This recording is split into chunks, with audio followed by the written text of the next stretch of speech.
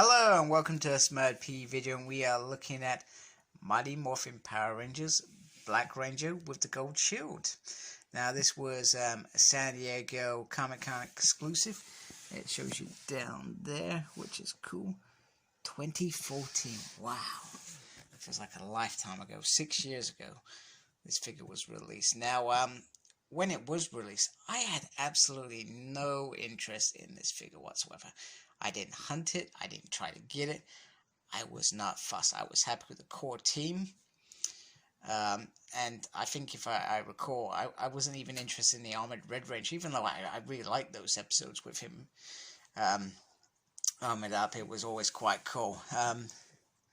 So I've never ever had this figure. I have no ties to those 3 minutes that Zach wore this shield. Does look very cool. I mean, these pretty much the similar poses that we saw before on the Mammoth box, which is cool. So let's get him out and have a look at it. I'm kind of excited about this. Okay, so it was a season finale of Mighty Morphin Power Rangers season 1, and it was quite a straightforward finale back then, nothing crazy, and all of a sudden we got that moment where Zach wore the black shield, and it was pretty cool. It wasn't, it wasn't a big deal. It wasn't very long, but it was like, wow, that was pretty awesome, moment. Now, I've already talked about how I enjoyed the Black Ranger as a figure, and not just for nostalgia. It was such a crisp figure, so this looks quite cool on him. Anyway, one thing that I've noticed, I'm not sure whether it's a kind of a factory fault or whether it was an accident, is that on the legs you can see here that this boot should be over just slightly. It feels, maybe it's just me, maybe I'm being pedantic, but it feels like this is just out of place, this little section here. But no big deal, really. You got the nice Mammoth morpher anyway. You got the nice handcuffs. I'm not going to lie, this figure's a bit dusty, so you may see some dust on it. Perhaps the guy had it on his shelf for a while before I brought it. But it does look very, very nice. The helmet looks beautiful, like the first one. I'm going to say that. He pretty much comes with the same accessories as Black Ranger, so he comes with a blade blaster. Oh. Come on. There we go. I'm not sure if that's going to hold. Which, if you see my recent blade blaster review, this actually does look very nice. It would be nice to have the little flip bit out, but in this episode, this doesn't matter. This just needs to go in his holster. It comes with the axe, which is awesome.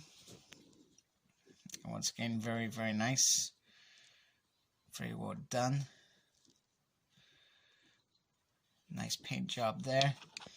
And then the blade blaster with the fundus slinger, or whatever you want to call it. I still don't get that. I feel like I need to watch my very first review when I reviewed these many years ago. It probably was about 2015. And I just need to have a look at what I did with my figures then. Because I feel like this should come apart from this bit, but I worry that I'm going to break it. If anybody knows, tell me, because I don't want to break it, but I feel like you can take it apart. So one of the things that HS Figuarts do really well, other than Kimberly for some reason, is, the hands are designed to hold the weapons appropriately, so you can get them into some really, really cool poses, and not slip them over like that, but see what I mean? It just looks very, very nice, very, very easy on the eye. The shield is what we expect, exactly the same quality as we've seen before. One interesting fact is when Zack took on these powers for that small amount of moments. His morphing never changed color like Jason's. Maybe it's because he took on the full kind of dragon coin. And secondly, he never took on the dragon dagger or the dragon thing. So it was like that episode in Gung Ho, I think, where pretty much Tommy just shares it for that short period. Here, use my shield, protect yourself. You've got to do this little bit of mission. And I think with Zack, was it to rejuvenate him because he got stung with the pink kind of foam stuff, something like that. Anyway, but you know, they look nice together. Actually, really nice together. You feel like there could be a comic where these three at different times end up being sucked into some sort of portal and going on some sort of secret dragon mission or something. And here he is with his other self, without the shield. Gently try and turn him around on camera without ruining the shot, hopefully. Oh, that's almost perfect. And you can see pretty much it is the same body slapped on there, and really quite straightforward, to be fair, in terms of, you know, the change that they've done. Does look very cool, very nice. And the black here, when I'm looking at, because obviously I'm not always looking on my camera, it kind of almost looks a bit like a kind of Norse scene, if that makes sense, you know, where they go to that really weird kind of black and white kind of shot, etc. And they just look very nice, very cool. You could easily, if you had a couple of Tommies and you wanted to venture into taking the shield off, I'm pretty sure it can be done somehow. You could reenact that scene if you're really into that scene. It'd be quite interesting to do. So let's move this dude out. And we are gonna move in Lightning Collection Shield. I was quite surprised with this Walmart exclusive, because we were getting the Mighty Morphin Power Rangers at a nice steady rate, and all of a sudden they produced this figure. Now a lot of people have taken this figure and just made the Black Ranger. Crazy in my mind, because we'll probably get them in a couple of waves, but they clearly couldn't wait for that release. These two don't actually, you know, there's, in terms of differences, I mean, you can tell what this is made off.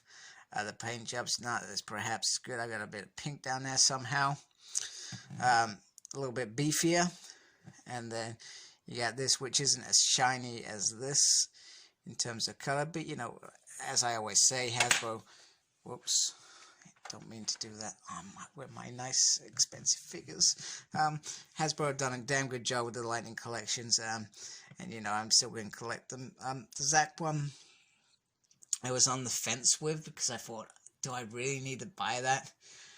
Like with this one, I didn't see the need to buy it, because it would never really fit into my collection very well.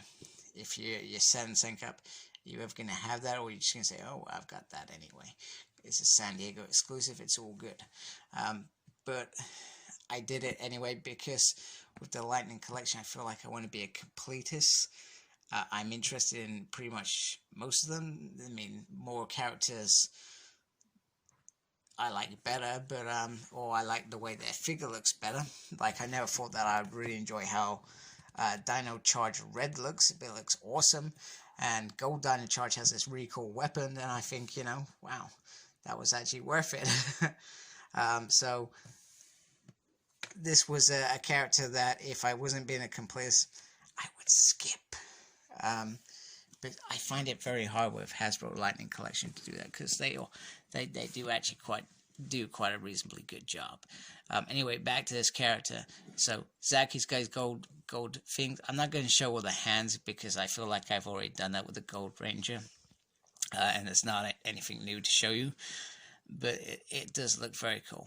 I do enjoy this. I just don't know how I will ever pose him in my collection. So like, comment, subscribe. Tell me if you've got this figure. Tell me if you like this figure. Follow me on Facebook. My page is SmurfP. Follow me on Twitter @SmurfP. No idea what I'm doing. Like tweeting stuff, I think. And as always, embrace the geekiness. Take care. Goodbye.